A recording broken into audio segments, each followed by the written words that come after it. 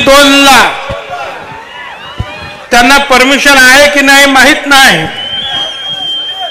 Police सुद्धा कारवाई करत नाही, ते म्हणेल तो कायदा, कायदा फक्त तुम्हाला आणि आम्हाला, त्यांनी काही बोललं तरी त्याचं जे आहे सगळ्या बातम्या छापून येणार, आपण गप्प बसणार, 15 दिवसांनी बोललं की ताबडतोब सुरू की महाराष्ट्रामध्ये अशांतता निर्माण करण्याचं काम ते आणि मी करतोय, म्हणजे ते करतात की नाही ते खरंच आहे। आता मी काय केलं, मी तर 15 दिवसांनी एकदा बोलायला उभा राहतो, पण एक आहे आमचं पण असतं काम, सौ सुनार की एक लोहार की,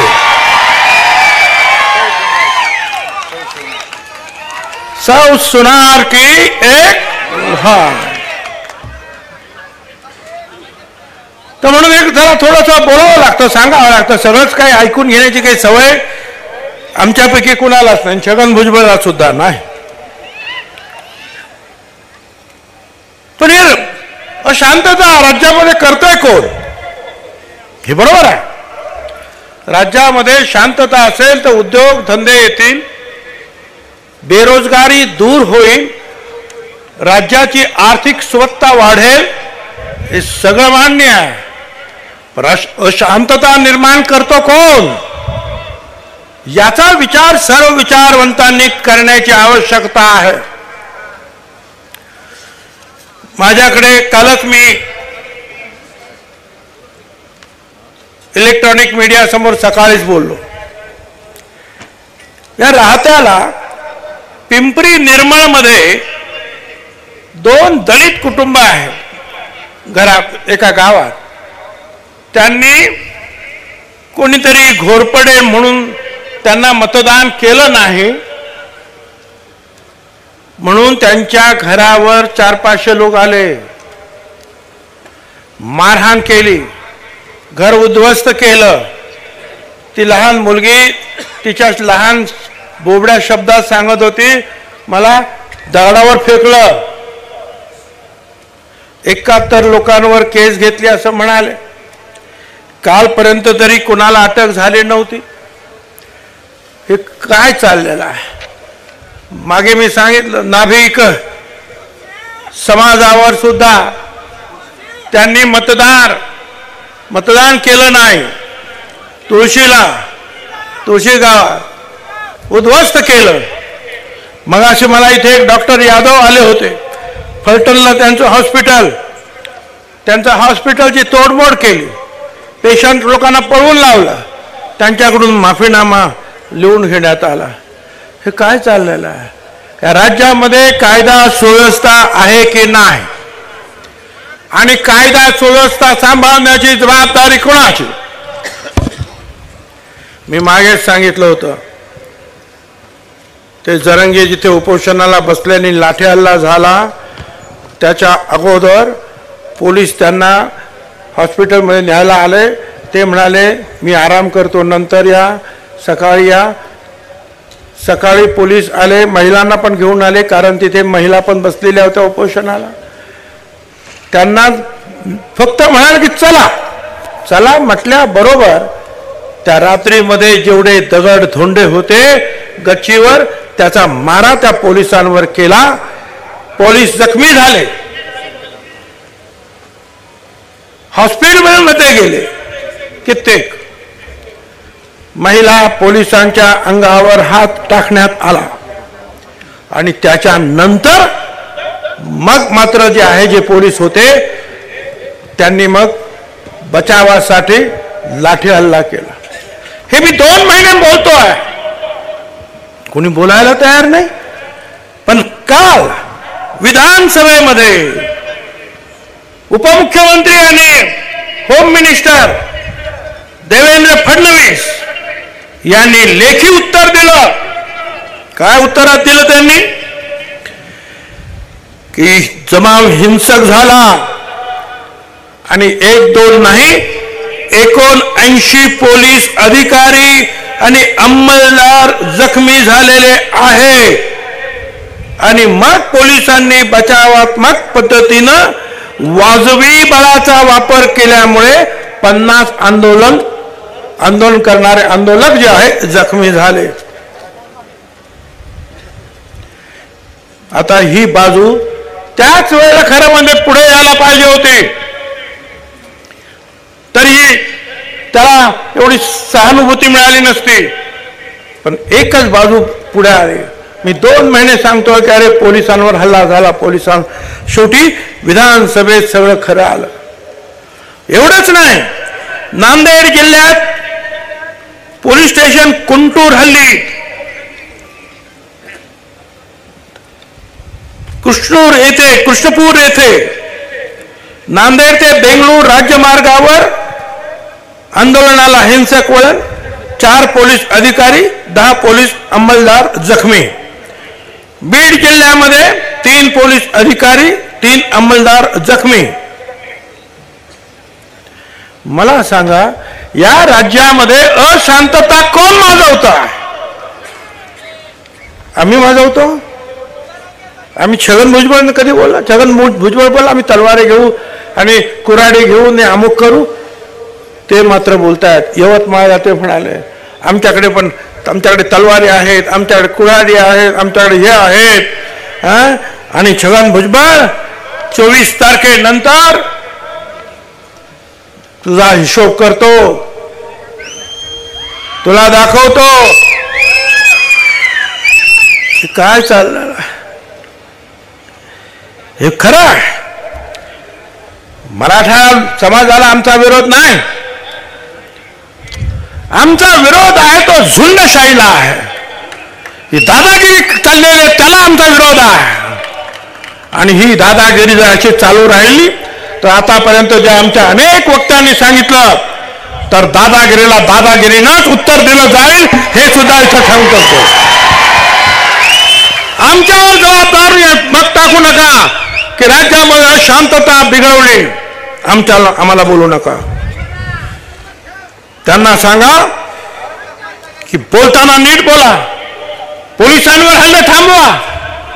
आणि मला सरकारच्या आमच्या लोकांना सुद्धा सांगायचं, पोलिसांचे ते डीजी पासून कमिशनर पर्यंत, जर तुम्ही वेळेवर ऍक्शन घेतली नाही तर तुम्ही पोलीस पुढे काहीही करू शकणार नाही। अशी अशांतता हे लोक जे आहे या राज्यामध्ये माजवतील, मग तुम्ही काय करणार? फक्त हे हत्यार घेऊन, रिव्हॉल्वर घेऊन तुम्ही फक्त उभेच राहणार? आता बीड मध्ये लोक आमदारांची घरं पेटवली, हॉटेल पेटवलं, 2-2 आमदार पेट्रोल बॉम्ब फेकले, बायका मुलं कशी तरी वाचली। त्या क्षीरसागरच्या घरामधल्या बायकांनी तर मागच्या बाजूला गेले, भिंत मोठी होती, मुलांना खुर्चीवरून उभं राहून वरती धरलं आणि मुसलमान समाजाच्या लोकांनी ओढून घेतलं आणि घरी घेऊन गेले। छत्रपती शिवाजी महाराजांनी यांना हे शिकवलं।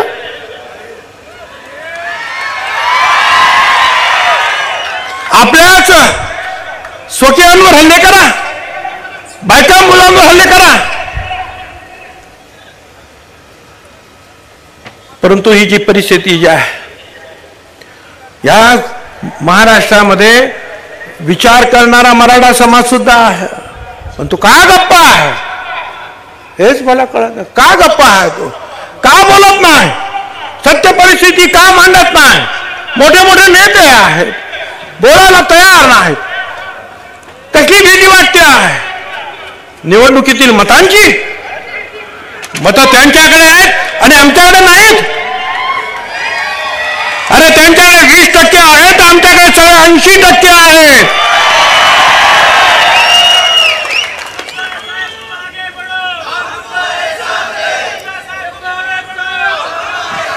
आणि सांगणार काय? सगळ्या मराठ्यांना सरसकट कुणबी सर्टिफिकेट द्या। अरे वा, मला आता विचारायचं आहे, आपल्या इथेच आहे ना हर्षवर्धन पाटील, कुणबी सर्टिफिकेट पाहिजे का? विचारा। आमचे जुने मित्र आहेत इथे, विजयसिंह मोहिते पाटील पुढे आहेत आमचे, कुणबी सर्टिफिकेट घेणार का? बोला। काकडे जायचं कुणबी सर्टिफिकेट घेणार काय बोला. अरे बोला ना, तुम्हाला पाहिजे नको आहे ना तर नको म्हणून सांगा, पण गप का बसलात असे मग. कारण हा तर म्हणतो की सगळ्या मराठ्यांना कुणबी सर्टिफिकेट द्या सरसकट, म्हणजे महाराष्ट्रामध्ये एकही मराठा शिल्लक राहणार नाही, सगळे कुणबी. बोला ना, बोलायला तयार नाही, शांत बसलेत सगळे. कशासाठी? निवडणुकीसाठी. शेवटी या समाजामधली जी अशांतता जी निर्माण होते आहे तिला आळा घालणार की नाही. मी अनेक वेळा सांगितलं, त्यांचं नेहमी म्हणणं की आमची पण लेकरं बाळ आहेत, आमची पण लेकरं बाळ आहेत. अरे आहे तुझी लेकरं बाळ, ती गरीब आहेत हे सुद्धा मला मान्य आहे, पण यांची सुद्धा आमच्या समोरच्या सगळ्या बांधवांची भगिनींची यांची पण लेकरं बाळ आहेत. प्रश्न असा आहे की हा गरिबी हटवचा कार्यक्रम नाही. 75 वर्ष झाली, दलित समाजाला आरक्षण मिळालं, SP झाले, कलेक्टर झाले, मोठे मोठे झाले लोक, पण आजही झोपडपट्ट्यांमध्ये दलित बांधव आहेत. गरिबी हटली नाही. काही लोकांना नोकऱ्या मिळतात, प्रतिनिधित्व मिळतं की त्यांना सुद्धा वरच्या लोकांबरोबर वरच्या स्तरांपर्यंत घेऊन येण्याचं काम या आरक्षणामध्ये आहे, म्हणून त्यांना वरती आणायचं. असं नाही की उद्या आरक्षण मिळालं तर सगळेचे सगळे झाले, सगळ्यांना नोकऱ्या मिळाल्या. अरे असं झालं असतं तर आमच्यामध्ये सुद्धा हे लाखो लोक बेकार का राहिले असते, आमचे लोक झोपडपट्ट्यांमध्ये का राहिले असते. पण त्याला माहीतच नाही, समजतच नाही, तर त्याला करायचं काय, त्याला काहीच समजत नाही. बरं असं काही नाही की मराठा समाजाला काही मिळालं नाही. आम्हाला 27% आरक्षण आहे सगळ्यांना मिळून, 27%. पण या 27%मध्ये म्हणजे सगळे समाज आहेत, याच्यामध्ये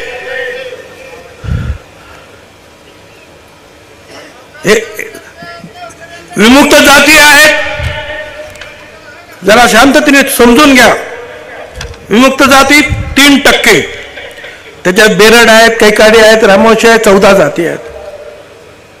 भटक्या जमाती आहेत 2.5%, गोसावी, बेलदार, भराडी 37 जाती आहेत. 3.5% धनगर समाज आणि तत्सम जाती आहेत. 2% वंजारी समाज आहेत. एक लक्षात घ्या, या सगळ्यांना ब्रॅकेट लावलेलं आहे. तुम्ही म्हणालात ना मगाशी ते राठोड वगैरे, त्यांना सांगा यांना ब्रॅकेट आहे. कारण आता या 2.5% जर असतील गोसावी, बेलदार, भराडी, तर याच्यामध्ये माळी समाज, कुणबी समाज जात नाही, जाऊ शकत नाही. ते फक्त त्यांनाच मिळणार. भटक्या जमाती आहे आपल्या धनगर आणि जाती इतर जे 3.5%, तिथे कुणबी माळी जाणार नाही, तेली जाणार नाही, फक्त धनगर जाती, गोसावी, बेलदार, भराडी 2.5%, तिथं फक्त तेच जातील. म्हणजे अगोदरच या OBC मधील जे अतिमागास आहेत त्यांना बाजूला करून त्यांना ब्रॅकेटमध्ये ठेवलेला आहे, सेफ ठेवलेला आहे. तिथे फक्त तीच जातील. पण आता 17% शिल्लक राहिलं 27-28% पैकी, आणि त्या 17%मध्ये 374 जाती आहेत. त्याच्यामध्ये ओरिजिनल कुणबी आहेत, माळी आहेत, तेली आहेत, सुतार आहेत, लोहार आहेत, कुंभार आहेत, अनेक आहेत. किती नाव सांगायचे. आणि आता सुद्धा आम्ही जे 27% आहे, सरकारमध्ये आम्हाला नोकऱ्या फक्त 9.5% मिळालेल्या आहे. माझं पहिलं म्हणणं आहे सरकारला, आमचं आरक्षण अगोदर 27% भरा आणि मग बाकीच्या गोष्टी करा. अरे आमचं 27% आरक्षण ते सुद्धा तुम्ही भरत नाही. आणि बाकीच्या ठिकाणी आपण पाहतो मराठा समाजामध्ये 650 नियुक्त्या झाल्या. लोकसेवा आयोग 85% मराठा समाजाचे. त्यांना मदत द्यायला पाहिजे ना, द्या ना. सारथी अंतर्गत कोटी रुपये मराठा विद्यार्थ्यांना देण्यात आले. अण्णासाहेब पाटील आर्थिक महाविकास मंडळ 5160 कोटी रुपयाचे कर्ज, बँक कर्ज त्यांना देण्यात आलं. 10% जे आरक्षण मोदी साहेबांनी दिलेलं आहे EWS, त्याच्यामध्ये 85% मराठा समाजाचे लोक आहे. म्हणजे त्या 10%त पण 85%. वरचे जे 60च्या वरती राहणारे 40%मध्ये सुद्धा तुम्ही आहात. 27% आमचे जे आहेत त्याच्यामध्ये सुद्धा कुणबी म्हणून जे आहेत ते सुद्धा आमच्या बरोबर आहेत. आता एवढंच नाही तर छत्रपती शाहू महाराज शिष्यवृत्ती विद्यार्थ्यांना आणि पंजाबराव देशमुख वसतिगृह निर्वाह भत्ता 2,13,000 मुलांना 10,554 कोटी रुपये देण्यात आले. आमचं म्हणणं असं आहे जे त्यांना दिलं ते तुम्ही आमच्या ओबीसीना द्या. आम्ही त्यांचं दुसरं काही मागत नाही. जे त्यांना दिलं ते आम्हाला द्या. त्यांना साधार भत्ता दिला, आम्हाला आधार भत्ता तेवढाच द्या. त्यांना वसतिगृह, आम्हाला पण वसतिगृह द्या. त्यांना एवढे पैसे दिले, आम्हाला एवढे पैसे द्या.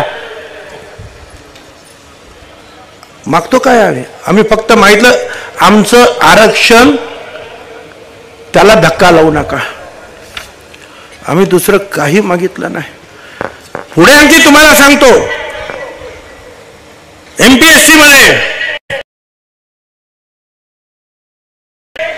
33% मराठा समाज, B ग्रेड मध्ये 29%, C ग्रेड मध्ये 37%, D ग्रेड मध्ये 36%. एकटा मराठा समाज. त्याच्यानंतर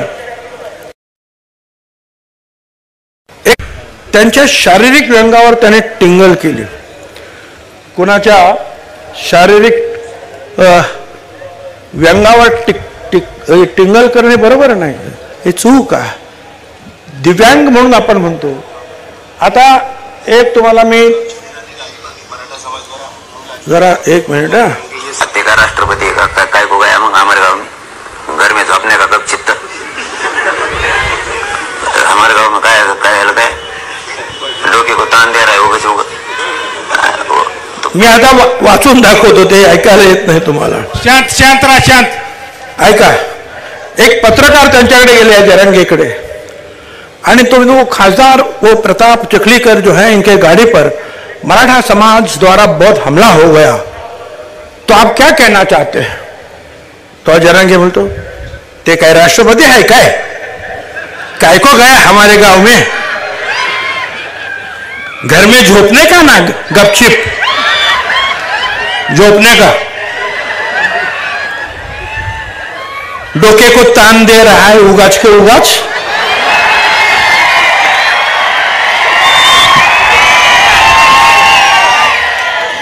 हमने बोला ना हमारे गांव में मत आओ, तो आने काच नहीं ना.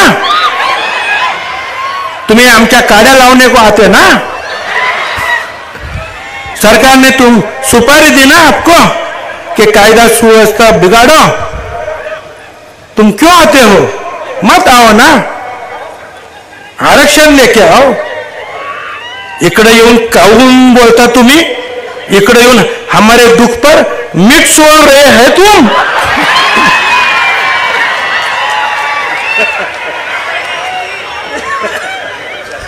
काय अक्कल? आता अरे तो एखादा दिव्यांग, तो तरी दिव्यांग झालेला आहे, पण तू तर अकलेनं दिव्यांग झालेला आहे. तुला हिंदी सुद्धा येत नाही रे.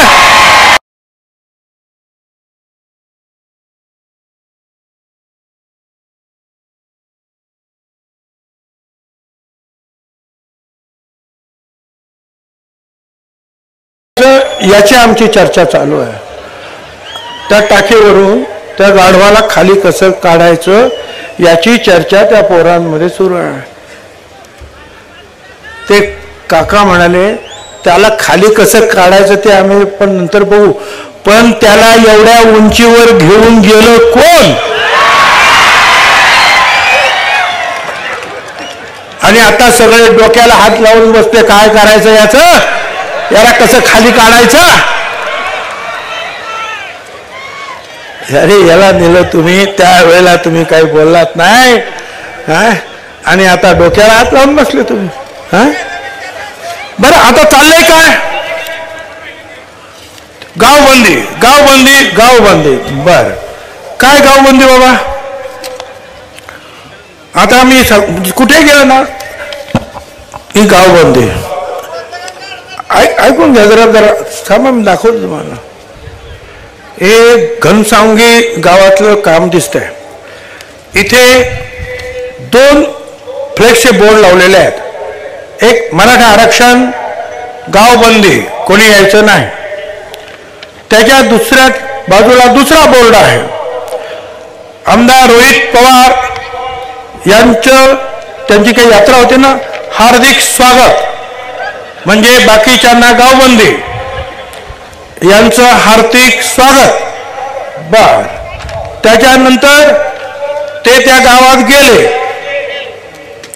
त्या गावामध्ये भाषण बिषण केलं. रात्री किती वाजता होते काही लोक तिथं. काही लोकांनी प्रश्न विचारले का पोरांनी, त्याला खाली बसवलं. दुसऱ्या दिवशी काय झालं, तो पोरगा हॉस्पिटलमध्ये, एवढी मारझोड त्याला झाली की त्याला तो हॉस्पिटलमध्ये. हे माझं मनचं सांगत नाही, सुशील कुलकर्णी म्हणून त्यांचं अॅनालायझर म्हणून ब्लॉग आहे, ते तुम्ही बघा. आणि ते सांगतात की गावबंदी, यांना गावबंदी नाही, सिलेक्टिव्ह गावबंदी आहे, सगळ्यांना गावबंदी. फक्त एकाच पक्षाला गावबंदी नाही, एकाच पक्षाच्या नेत्यांना गावबंदी नाही आणि बाकीच्या सगळ्यांना गावबंदी. हा कसला हिशोब आहे? हे कसलं आंदोलन आहे? बघा त्यांनी काय म्हटलंय ते. मला सुद्धा आज तेच विचारायचं, ही गावबंदी कुणासाठी आहे? आणि मी मागे सुद्धा या पोलिसांना सांगितलं, सरकारला सांगितलं, गावबंदीचे बोर्ड काढून टाका. या घटनेच्या 19व्या कलमानुसार कोणी कुणाला असं अडवू शकत नाही. कुठच्याही गावात कोणी जाऊ शकतो, बोलू शकतो, कामधंदा करू शकतो. आणि त्याला कोणी अडवलं तर 1 महिन्याची सक्त मजुरीची सजा आहे. परंतु ते गावबंदीचे बोर्ड काढले जात नाहीत आणि ठराविक लोकांना मात्र त्यांचं स्वागत केलं जात आहे. तिथे कोणी असा प्रश्न विचारला तर त्यांना मारलं जात आहे, हॉस्पिटलमध्ये नेलं जात आहे. ही काय परिस्थिती आहे? घाणेरडे मेसेज. आम्हाला सुद्धा एवढे घाणेरडे मेसेज, आमच्या घरातले, आमच्या बाकीच्या सगळ्या लोकांना, त्या चाकणकर मॅडम त्यांना सुद्धा घाणेरडे मेसेज. काय चाललंय? पोलीस काय, आमच्या लोकांनी जरा काही एखादं मेसेज टाकला तर पोलीस ताबडतोब त्याला बोलून घेणार, त्याचं मोबाईल काढून घेणार, अमुक करणार आणि ते काही करणार. त्यांना सगळी मुभा आहे. काय कायदा आहे? एक लक्षात ठेवा, सगळ्यांच्या संयमाला जे आहे ना मर्यादा असतात. हा जर संयम जर संपला तर त्यांच्या क्रोधाला कोणी आवर घालू शकणार नाही. म्हणून सरकार, पोलीस, डीजी, कमिशनर या सगळ्यांनी ताबडतोब वेळेवरच याच्यावर कारवाई केली पाहिजे. मध्यंतरी खूप पाऊस झाला, द्राक्षाच्या बागा गेल्या, कांद्याचं पीक गेलं, मक्याचं पीक गेलं. येवल्यामध्ये सगळीकडे आमच्या त्या भागामध्ये प्रचंड. माझ्यासाठी सुद्धा गावबंदी होतीच. पण म्हटलं आज लोक मला फोन करतात की साहेब तुम्ही तर या, बघा काय झालं, आमचं वाटोळं झालं, पाहायला तर या. एकाच शेतकऱ्याचं कांदा 5,000चा भाव होता, त्यावेळेला 50 लाख रुपयाचं नुकसान झालं. त्या आया बहिणी धाय रडत होत्या. त्यांनी बोलवलं मला गावबंदी. 10-15 पोरं इकडं, 30 मग तिकडं, मग 30 तिकडं, जिथे जिथे जाऊ तिथे अगोदर जाऊन मोटरसायकल तेच चले जाओ, गो बॅग. आमचे मीडिया पण बाकीचं दाखवण्यापेक्षा ते दाखवणार, काळे झेंडे दाखवले, गो बॅग.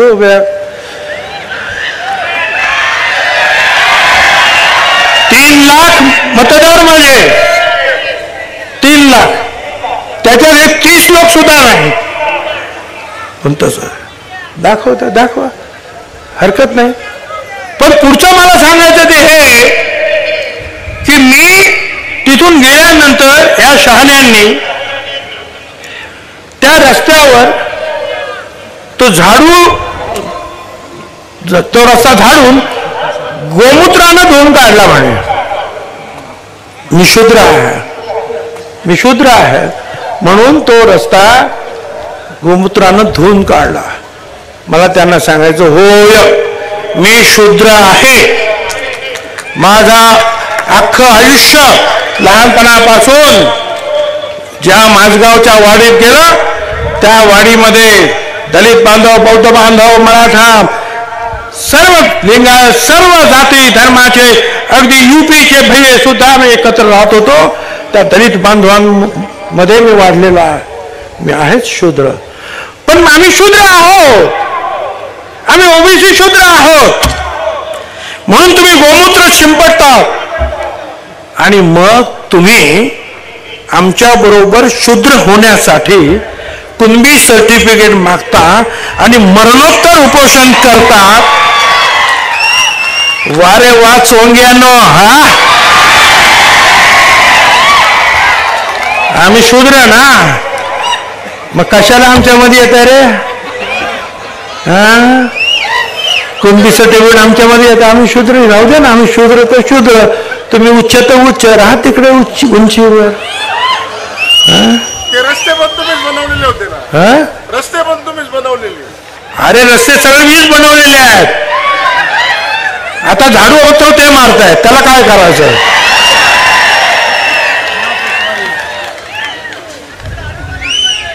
आणि आता कुणबी त्या सर्टिफिकेट बरं सांगताना काय सांगतात? कुठल्याही परिस्थितीमध्ये ओबीसीला धक्का लावणार नाही. मला सांगा, एकदा कुणबी सर्टिफिकेट हातात मिळालं की तो ओबीसी झाला. मग जात पडताळणी, आज सुद्धा दादागिरी चालूच आहे. तशीच दादागिरी पुढे सुद्धा होणार आहे. माझ्याकडे जे आहे हा चिंचपूर सजनेचा तालुका जामखेड, हे बघा, वंजारी पासून सगळ्या समाजाच्या नावापुढं कॉलम मध्ये आणि हेडमास्टरची सही आहे कुणबी कुणबी कुणबी कुणबी कुणबी कुणबी सगळे. बघा बघून घ्या तुम्ही, सगळे कुणबी. बघा वंजारी नाव पण त्याच्यात, सगळे कुणबी. धडाधड कुणबी कुणबी कुणबी कुणबी कुणबी लिहून टाक. बरं काय आणखीन एक दुसरा प्रकार सांगतो तुम्हाला. पूर्वी कसं होतं, शाळेत नाव टाकताना तुमचं नाव एक ओळ, मग खालच्या ओळीमध्ये तुमच्या वडिलांचे नाव, वरचं नाव काय काशीनाथ, वडिलांचं नाव सखाराम, खालचं नाव काय खराब, म्हणजे 3 ओळी गेल्या. मग एक अशी आडवी ओळ आहे, बरोबर आहे. आता दुसरा जो उभा राखलेला आहे त्याच्या पुढे म्हटलेलं आहे जात. आता त्या जातीच्या इथं समजा लिहिलं मराठा, ती एक ओळ गेली, 2 ओळी शिल्लक राहिल्या. म्हणजे वडिलांचं नाव आहे त्याच्या समोरची ओळ आणि आडनावाच्या समोरची ओळ, 2 ओळी शिल्लक. पहिल्या ओळीमध्ये मराठा आहे, दुसऱ्या ओळीमध्ये कुणबी लिहिलं का झालं. हा असा धंदा चालू आहे, बघून घ्या. आणि आता दुसरं असं की जाळपोळ झाली, हे सगळ्या भानगडी झाल्या आणि त्या लोकांना पकडलं पिस्तूल सहित, तेही बेकायदा. मला असं कळलंय ते बेकायदा पिस्तूल सुद्धा एका सरपंचाने दिलं. तो सरपंच कुणाचा आहे आता त्या मतदारसंघातल्या लोकांना माहिती, मला माहिती आहे पण मी आज बोलत नाही. तो सरपंच कालपासून गुल. आता त्याची चौकशी चालू. हा जरंगे म्हणतो त्या कशाला पकडला, आमच्या लेकरांनाच पकडत्या. अरे वा रे वा, तुझी लेकरं जे आहे पिस्तॉल घेऊन फिरून राहिले, तुझी लेकरं आग लावून राहिले, तुझी लेकरं पोलिसांना मारून राहिले. वा रे वा तुझी लेकरं. हा, असं काम करायचं असेल तर हिंमत सुद्धा ठेवली पाहिजे सजा भोगण्याची. मग म्हणायचं नाही सोडा सोडा सोडा सगळ्यांना दादागिरी. 24 डिसेंबर नंतर बघतो सरकारला. मी तर माझ्या 57 वर्ष झाली माझ्या या राजकीय आयुष्याला, पहिल्यांदा सरकारला असं 24 डिसेंबर. मग बघतो भुजबळला पण बघतो, सरकारला पण बघतो. बघा आता काय होत आहे. तर काय नाही, आम्ही आपलं ऐकून घेतोय, सरकार आपलं ऐकून घेतो. वा रे वा सर. अरे काय चाललंय का? हा, पिस्तॉल घेऊन त्याचे लोक फिरतात, दादागिरी करतात, वाटेल ते बोलतात आणि आपण गप्प बसतो. मला आपल्याला सांगायचं आहे, तुम्हाला कुणालाही गप्प बसता येणार नाही. एक लक्षात ठेवा, मिल जाओगे तुम मिट्टी में, मिल जाओगे तुम मिट्टी में, जो अब भी हिम्मत हार गए. हिम्मत जर हारला तो माती मोर व्हा. पहुंचोगे दूर ऊंचाई पर. अगर इस डर को मार डालोगे, तुम्ही जर घाबरलात तर माती मोर व्हा. तू या घाबरण्यालाच मारलं, या भीतीलाच मारलं तर एका उंचीवर तुम्ही समाजाला घेऊन जा. म्हणून तुम्हाला हिमतीनं काम करावं लागेल, सगळ्यांना बरोबर घ्यावं लागेल. प्रकाशभाई आंबेडकरांचा सुद्धा आम्ही आभारी आहोत. त्यांनी सुद्धा सांगितलं की नाही, दोघांची ओबीसीचं ताट वेगळं पाहिजे, त्यांचं ताट वेगळं पाहिजे. ते असतील, पवार साहेब असतील, आणखीन कोणी असतील, राजकारणातील वेगवेगळे पुढारी गप्पाचे बसले, त्यांना मला सांगायचं आहे, तुमचा राग भुजबळवर असू शकतो, पण तुमचा राग ओबीसीवर असता कामा नये. आज प्रश्न ओबीसीचा आहे. माझ्या राजकारणामुळे तुमचे राग असतील माझ्यावर, तो राग माझ्यावर काढा, ओबीसीवर तो राग काढू नका. आणि सगळ्यांनी जे आहे, सर्व पक्षाच्या नेत्यांनी या ओबीसीच्या आरक्षणासाठी पुढे आलं पाहिजे. आणि तुम्ही म्हणता ना आम्ही आरक्षण दिलं, आम्ही मंडळची लढाई लढलो, मग हे आरक्षण वाचवण्यासाठी तुम्हालाच यायला पाहिजे. पण तुम्हीच म्हणाला, आणि ते खरे, तुम्ही मंडळची लढाई लढला. त्यावेळेस जनार्दन पाटील होते, दिबा पाटील होती, सगळी मंडळी होती, त्यांच्याबरोबर प्रकाशभाई पण होते. लढले ना तुम्ही. मग वाचवण्यासाठी सुद्धा तुम्हाला यायला पाहिजे. प्रकाशभाई, आमची तुम्हाला विनंती आहे, राग काढण्याची ही वेळ नाही. दुसरा कागद होता माझा. नमस्कार मंडळी, मी घेऊन आलेलो आहे छगन भुजबळ यांचे सभेचे मनोगत. आणि ते आपल्या सभेत ओबीसी समाजाला कशा प्रकारे आपल्या आरक्षण टिकवायचं आहे हे सांगत होते. आणि ते कशा प्रकारे सांगतात ते आपण बघूया. आणि ते बोलत होते की इथे थोड्याच वेळात डॉक्टर आलेले होते, त्यांच्या हॉस्पिटलची तोडामोड केलेली, पेशंट लोकांना पळवून लावले, त्यांच्याकडून माफीनामा देऊन घेण्यात आला. आणि हे काय चाललेलं आहे राज्यामध्ये, कायदा सुव्यवस्था आणि काही अशा प्रकारे बोलत होते. आणि इंद्रापूर 9 डिसेंबर 2023 राष्ट्रवादीचे नेते छगन भुजबळ यांची तोफ पुन्हा एकदा धडाडली. आणि छगन भुजबळ यांनी ओबीसीच्या मेळाव्यातून मनोज जरांगे पाटील यांच्यावर घणाघाती हल्ला चढवला. आणि यापुढे त्यांनी दादागिरी केली तर आम्ही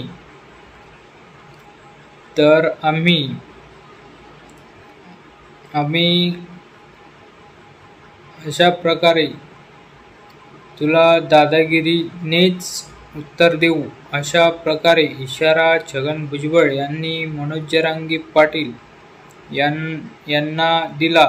आणि तसेच यावेळी छगन भुजबळ यांनी पोलिसांनाही सावधान करायचा सल्ला दिला. आणि तुम्ही कारवाई का करत नाही? उद्या प्रकरण हाताबाहेर गेलं तर तुम्ही हातात बंदूक घेऊन उभं राहणार आहात का? असं सवाल छगन भुजबळ यांनी केला. आणि अशाच प्रकारे ते बोलत होते. आणि 9 डिसेंबर रोजी बसूनच ते असे मनोज जरांगे पाटलांना इशारा करत होते आणि त्यांना सांगत होते की तुझी दादागिरी अशा प्रकारे चालणार नाही. तू जर अशी दादागिरी करशील तर आम्हीही दादागिरी करायला मागे पुढे पाहणार नाही. अशा प्रकारे त्यांनी त्यांच्या मनोगतातून व्यक्त करत त्यांना इशारा देत आणि पोलिसांनाही सांगत होते की तुम्ही अशा प्रकारचे गुन्हे थांबवण्याचा प्रयत्न करा, नाही तर समाजाचे प्रबोधन हाताबाहेर गेल्याच्या नंतर तुम्ही बंदुकीच्या साहाय्याने लोकांचे छळ करसाल आणि लाठीचार्जच्या प्रकारे असे लोकांचे आणि नियमाचे आणि सुव्यवस्थेचे निराकरण होण्याच्या बाहेर जायच्या अगोदरच तुम्ही सावधान करायला हवा आहे, असं छगन भुजबळ हे सल्ला देत होते. आणि अशाच प्रकारे मनोज जरांगे पाटील यांना इशाराही देत होते की ओबीसी समाजाचे आरक्षण हे तुम्हाला मिळणार नाही. आणि हे छगन भुजबळ बोलत होते की तुझ्या बापाचा आहे का? तर छगन भुजबळ यांनी मनोज जरांगे पाटील यांच्यावर टीका करत, तर मनोज जरांगे पाटील हेही त्यांच्यावर टीका करत होते. छगन भुजबळ छग्या तू तुझ्या लिमिटमध्ये राहून बोल, असे तेही बोलत होते त्यांच्या भाषणातून. अशा प्रकारे न्यूज आपल्या चॅनलवर येत राहतात. त्याकरिता आपल्या चॅनलला सबस्क्राईब करा, बेल आयकॉन प्रेस करा आणि जास्तीत जास्त शेअर करायचा प्रयत्न करा, जेणेकरून सर्व प्रकारचे व्हिडिओ आपल्यापर्यंत येत राहतील. धन्यवाद मंडळी.